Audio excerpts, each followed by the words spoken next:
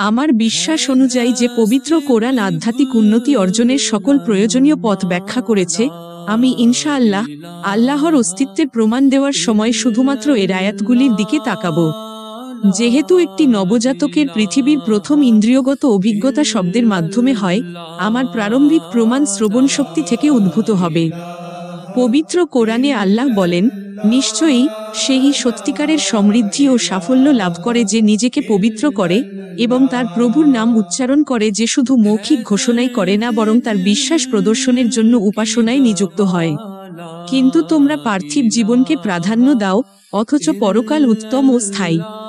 এটি শুধুমাত্র পবিত্র কোরআনের উপস্থাপিত যুক্তি নয়, বরং এটি পূর্ববর্তী শাস্ত্রগুলিতে শেখানো হয়েছে। এভাবে ইব্রাহিম ও মুসার শাস্ত্রগুলি বিশ্বকে একই শিক্ষা দিয়েছিল। এই আয়াতে মহান আল্লাহ পবিত্র কোরআনের বিরোধীদের প্রতি যুক্তি উপস্থাপন করেন যে যারা স্বার্থপর ইচ্ছাগুলি পরিত্যাগ করে, যারা আল্লাহর অস্তিত্ব স্বীকার করে এবং নিজেদেরকে তার প্রকৃত দাস হিসেবে প্রদর্শন করে, তারাই সর্বদা বিজয় ও সাফল্য অর্জন করে। এবং এই শিক্ষার পক্ষে প্রমাণ হল অতীতের সকল ধর্মের মধ্যে এর সাধারণত্ব।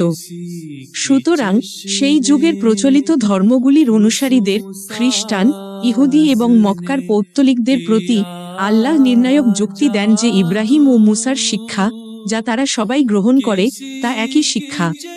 অতএব ঈশ্বরের প্রিয়জনরা সর্বদা সাফল্য লাভ করে।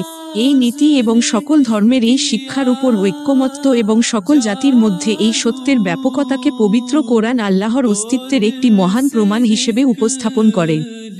যত বেশি এই যুক্তির উপর চিন্তা করা হয়, তত বেশি এটি বিশ্বাসযোগ্য ও সত্য বলে মনে হয়।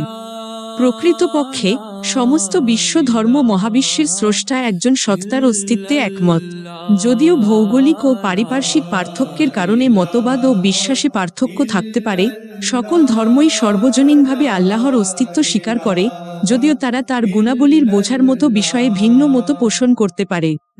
সকল প্রধান সমসাময়িক ধর্ম, ইসলাম, খ্রিস্টান, ইহুদি, বৌদ্ধ, শিখ, হিন্দু এবং জরথুস্ত্র এক আল্লাহর, এলোহিম, পরমেশ্বর, পরমাত্মা, সদ্গুরু বা ইয়েজদানের অস্তিত্বে বিশ্বাস করে।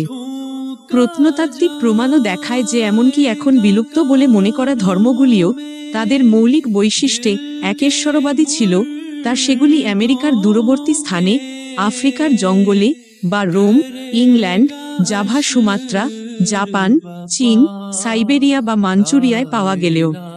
কিভাবে এই বিশ্বাসের সামঞ্জস্য উদ্ভূত হল, এবং কে আমেরিকার অধিবাসীদের ভারতীয়দের বিশ্বাস সম্পর্কে অবহিত করল এবং অনুরূপভাবে কে চীনাদের আফ্রিকানদের বিশ্বাস সম্পর্কে বলল?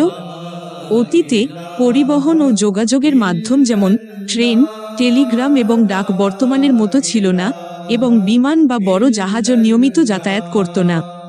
সাধারণত ঘোড়ায় বা খচ্চরে যাত্রা করা হতো এবং সেই সময়ের পালতোলা জাহাজগুলি মাসের পর মাস সময় নিত এমন যাত্রা সম্পন্ন করতে যা এখন কেবল কয়েক দিন লাগে। এই সময়ে বিশ্বের বিশাল অংশ অনাবিষ্কৃত ছিল। কিভাবে বিভিন্ন স্বভাব ও সংস্কৃতির দূরবর্তী ও বিচ্ছিন্ন সম্প্রদায়ের মধ্যে এই নির্দিষ্ট বিশ্বাসের উপর ঐক্যমত্য গড়ে উঠতে পারে? দুজন লোকের পক্ষেও কোনো বানানো জিনিসে একমত হওয়া যথেষ্ট কঠিন। এত বেশি জাতি ও দেশ একটি একক নীতিতে ঐক্যমতে পৌঁছেছে, তাদের ধারণা বিনিময়ের কোনো উপায় ছাড়াই। এটি এই বিশ্বাসের সত্যতার প্রমাণ যা রহস্যজনকভাবে ইসলাম দ্বারা প্রকাশিত হয়েছে এবং যা অতীতে সকল দেশ ও জাতির মানুষের কাছে প্রকাশ করা হয়েছিল। ঐতিহাসিকরা একমত যে যখন একটি দাবি বা উৎস বিভিন্ন প্রাচীন সম্প্রদায়ের ইতিহাসবেত্তাদের দ্বারা নিশ্চিত করা হয়, তখন তা প্রামাণ্য বলে বিবেচনা করা উচিত। অতএব যখন শত শত ও হাজার হাজার লোক এই মৌলিক নীতিতে একমত হয়েছে, তখন কেন এটি গ্রহণ করা উচিত নয় যে তারা কোনো ধরনের ঐশ্বরিক প্রকাশের মাধ্যমে এতে বিশ্বাস করতে এসেছিল?